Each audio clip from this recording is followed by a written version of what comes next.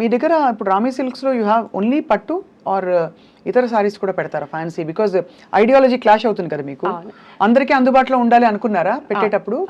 So హ్యాండ్లూమ్సే ఉంటాయి Swapna garu. Mostly I go with handlooms. Even cotton కూడా, Kalamkari cottons అన్ని న్యాచురల్ యాన్తో రెడీ అయినవే I go with the weavers and procure. So అవి మనకు 800-900లో కూడా దొరుకుతుంది. సో అక్కడ నుంచి స్టార్ట్ అవుతుంది నా దగ్గర. And it will go till 50. And even my bridal పట్టు శారీ వి స్టాప్ ఎట్ 50,000. అంతే అంతే. 50,000 కూడా 50,000 ఇప్పుడు ఇవాళ రోజుల్లో 50,000 పెద్ద విషయం కాదు. మామూలు ఒకేషన్స్కి 20,000 25,000 పెట్టుకుంటున్నారు. అవును. అండ్ ఐ డోంట్ ఎందుకు అంటే బియాండ్ నాకు వర్కౌట్ అవుతుంది. 50,000లోనే నా దగ్గర బ్రైడల్ కలెక్షన్ చాలా మూవ్ అవుట్ అవుతుంది. సో అదే చాలనుకుంటున్నారు. So that's enough. చాలా సార్లు అంటే నేను చీరల షాపింగ్ అని వెళ్ళింది తక్కువ సందర్భాలని, టైం దొరకదు కాబట్టి. ఇవాళ చీర కట్టాక అర్థమైంది ఏం మిస్ అయిపోతున్నానని చెప్పి. బట్ చాలా సార్లు మన డబ్బాల్లో అమ్ముతారండి పెద్ద పెద్ద showrooms. I don't want to name the name అంటే షోరూమ్. అక్కడ ఏమవుతుందంటే ఆ డబ్బాలో ఉన్నది ముందు చాలా బరువు ఉంటుంది. బరువుతో పాటు బాగా హార్డ్గా ఉంటుంది ఆ మెటీరియల్. వింటే స్టిఫ్గా ఉంటుంది ఆల్మోస్ట్. అది ఫాలింగ్ చీర అంటే అందంగా అలా ఫ్లో అవ్వాలని ఫీల్ అవుతాం మనం. సో మీరేం కేర్ తీసుకుంటారు? మీ కంచి కానీ కొంచెం థిక్కర్ సిల్క్స్ ఏవైతే ఉంటాయో వాటిని ఇంకా పొందిగ్గా ఇంకా అందంగా నేయించడానికి ఏం చెప్తారు? హ్యాండ్లూమ్, పవర్లూమ్ అంతే డిఫరెన్స్ అండి. పవర్లూమ్ మీకు స్టిఫ్నెస్ వస్తుంది బికాస్ అది 2 daysలో అయిపోతుంది మీకు. హ్యాండ్లూమ్ విల్ టేక్ 15, 20, 25, 30, 35, 40, ఒక్కోసారి 60 days కూడా పడుతుంది దాని వీవింగ్ని బట్టి. సో ఎప్పుడైతే మన చేతిది ఇందులో పడుతుందో ఆ సాఫ్ట్నెస్ వచ్చేస్తుంది. అవును, మషీన్ మేడ్ ఈజ్ ఆల్ అది మీకు స్టిఫ్గా ఉంటుంది. తెలిసిపోతుందండి. నాకు meeting goose bumps as a speak because ఇది హ్యాండ్లూమ్ చీర తెలుస్తోంది. దీన్ని నేసి ఇవ్వడానికి మనకి బహుశా 10 రోజులు పట్టుంటుందా మినిమం? 15 days. మనం ఊరికే వాటికి దుబారా ఖర్చులు చేస్తాం, కానీ ఇందులో డబ్బులు వీవర్స్కి వెళ్తాయి అని తెలిసి కూడా ఇక్కడ బేరం ఆడతాం, ఆలోచిస్తాం. ఒకరోజు మనం వెళ్ళి రెస్టారెంట్లో భోజనం చేస్తే ఫ్యామిలీతో 2,500 అవ్వదు, 2,000 అయిపోతుంది. 2,000 చాలామంది నేతన్నల ఇంట్లో నేను కూడా చూశాను. అది 10 రోజులు 15 రోజుల వాళ్ళ ఆదాయం.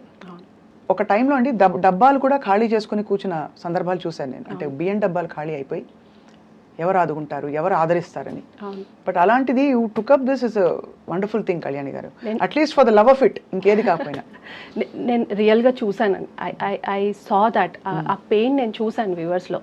సో వాళ్ళు ఎంత కష్టపడతారు, వాళ్ళ చేతులు కాళ్ళు ఆడిచ్చి అంత చేసి అంత ఈజీ కాదు.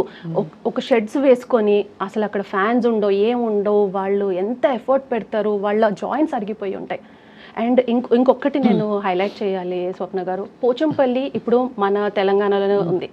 దాన్ని ఎంత చిన్న చూపు చూస్తారంటే, and I know it's so difficult. వాళ్ళు డైయింగ్ ప్రాసెస్లో వాళ్ళకు స్కిన్ ఎగిరిపోతుంది అండ్ వాళ్ళకి క్యాన్సర్స్ వచ్చిన వాళ్ళు ఉన్నారు. అండ్ పోచంపల్లి అని తీసి పక్కన పెడతారు. ఐ గెట్ టియర్స్, నాకు కళ్ళలో నీళ్ళు వస్తాయి. అలా ఎలా తీసేస్తారు అని చెప్పేసి, ఈ పోచంపల్లికి అంత పెట్టాలా అని అంటారు. సో ఇట్స్ వెరీ, అది ఫస్ట్ మీరు యాన్ చేసి వార్పు ఇది చేసుకొని దాని తర్వాత డైయింగ్ చేసి దాని తర్వాత దాన్ని నెయ్యాలి. Such an effort.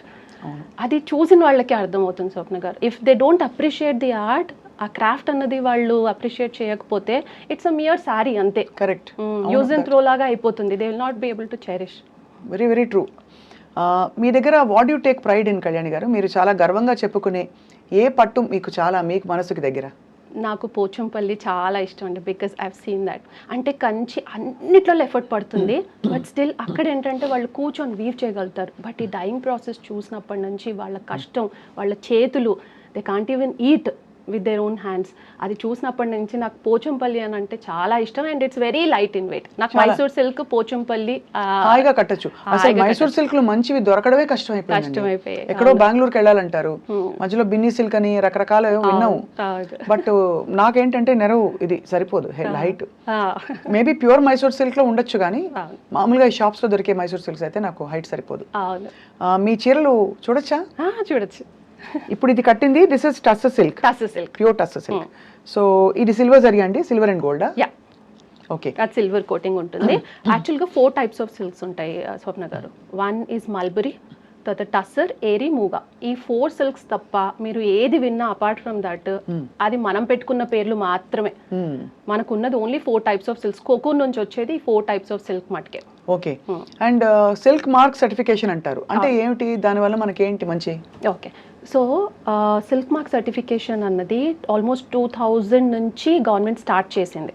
ఎందుకంటే ఇది డైల్యూట్ అవుతుందని తెలుసో మరి ఏమో, అప్పటికే 2002లో స్టార్ట్ చేసి ఈ సిల్క్ మార్క్కి ఒక లోగో అనేది ఇచ్చారనమాట. సో అప్పటి నుంచి స్టార్ట్ అయింది. ఇప్పుడు మనం చూసుకుంటే 2-3 ఇయర్స్ డికేట్స్ ముందు BIS హాల్ మార్క్ గోల్డ్కి ఉండేది కాదు.